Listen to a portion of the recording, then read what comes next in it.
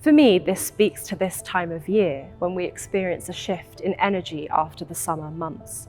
There is a sense of a fresh start, coinciding, of course, with the start of the new academic year. Today, I will be looking at this wonderful painting, Seaport with the Embarkation of the Queen of Sheba by Claude, painted in 1648.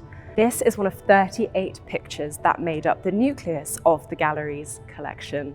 And this is especially significant as this year the National Gallery celebrates its 200th birthday.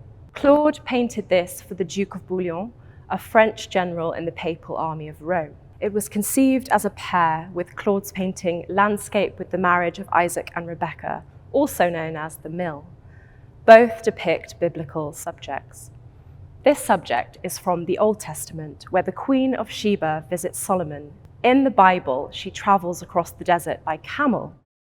But here, rather curiously, Claude chooses to send her by sea. The whole scene is suffused with the most beautiful, soft, warm light of the sunrise.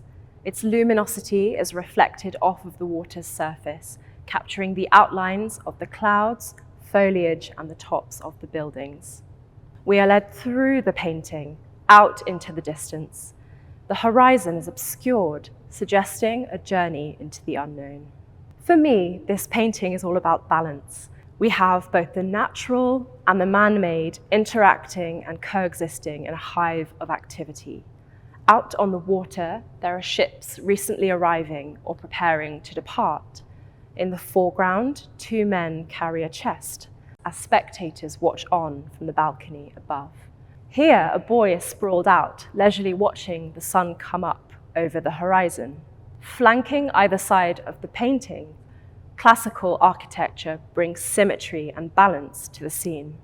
The classical buildings are inspired by Claude's time in Rome, where he spent most of his career. Even the potted plants on the bridge leading to the tower are meticulously placed, bringing about a sense of order and harmony.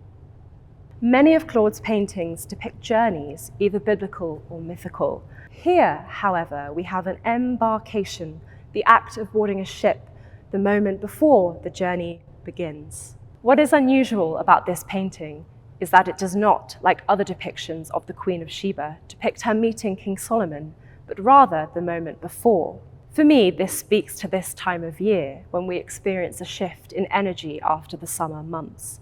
There is a sense of a fresh start, coinciding, of course, with the start of the new academic year. As the days are shorter and the nights draw in earlier, this prompts more inward reflection and dreams of new ventures, or indeed, adventures. The Queen of Sheba is the subject of this work, but where is she? Amongst all of this activity, it is actually quite difficult to spot her. But she's here, wearing a pinkish red tunic, a royal blue cloak, and a golden crown, descending the steps about to be rowed out to a ship. But who was she? Our knowledge of her comes from a variety of sources. She is immortalized in the Bible, the Quran, and the Kebra Nagast, the Glory of Kings, an Ethiopian holy text, where she is known as Makeda. In the Bible, she is mentioned in the Book of Kings and in Chronicles. She visits King Solomon in Jerusalem. She brings him lavish gifts such as precious stones, gold, and spices. She asks him hard questions and even challenges him. She is revered for her wealth as well as her intelligence and her wisdom. But where is Sheba? Whilst there is no consensus on the location of Sheba, it is thought to refer to the port city of Saba in modern-day Yemen. Sabians were also in what we now know as Ethiopia and Eritrea from around 1000 BC. So we are looking at the region of southwestern Arabia and/or the Horn of Africa. However, in the context of the Bible, what is important is that she is an outsider. She comes from somewhere else, outside of Israel. But as well as this, through Sheba, we are presented with a woman who has carved out an eminent position for herself in a male-dominated world. But here, she is portrayed as having white skin, whilst her two servants have black or brown skin. This is known as whitewashing, an erasure of black or brown identity. And we have many instances of whitewashing in Western European art, particularly in Renaissance and Baroque art. We also see this in other paintings in the collection. For example, in Perseus and Andromeda.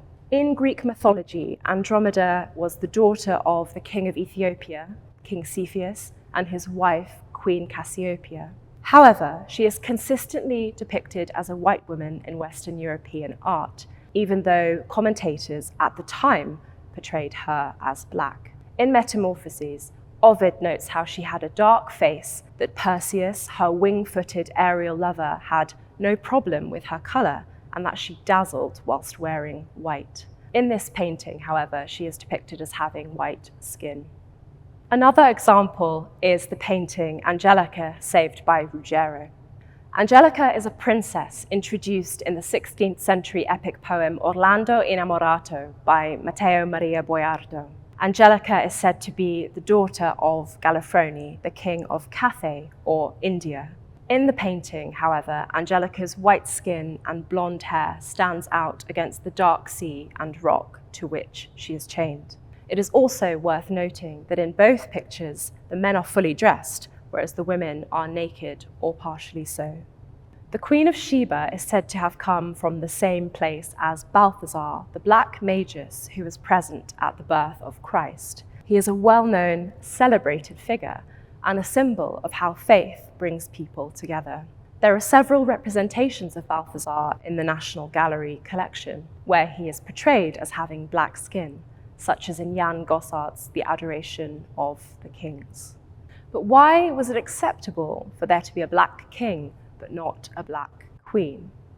In early altarpieces and sculptures, the Queen of Sheba is a pious figure and a kind of prophesier, foretelling that a king would one day visit Jesus. She is a celebrated black figure, symbolizing the extensive reach of Christianity. We see more critical and misogynistic and sexualized depictions of her from the 15th century onwards. Her image is corrupted and she becomes a kind of temptress who led Solomon astray.